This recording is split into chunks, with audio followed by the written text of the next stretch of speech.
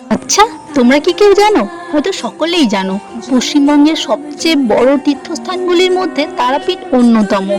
বীরভূম জেলার প্রসিদ্ধ এই মহাতারাপীঠের নাম শোনেননি এমন হয়তো কেউ নেই। অসংখ্য ভক্তের সমাগম ঘটে এই তীর্থস্থানে। অনেকে এই স্থানকে শক্তিপীঠের অন্যতম বলে মনে করে। এখানকার সবচেয়ে বড় আকর্ষণ হলো অতি প্রাচীন দেবীশিলা মা উগ্রতারা।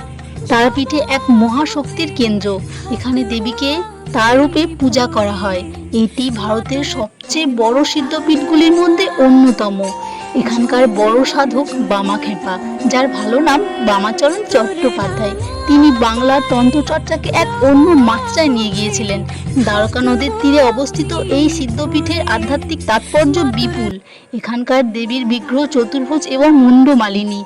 এই মূর্তির মস্তকে রৌপ্য মুকুট দেখা যায়। দেবীর কপালে এক বিশেষ সিঁদুর থাকে। এই সিঁদুরের টিকা পেতে দেশবাসীর ভিড় হয় দেখার মতো।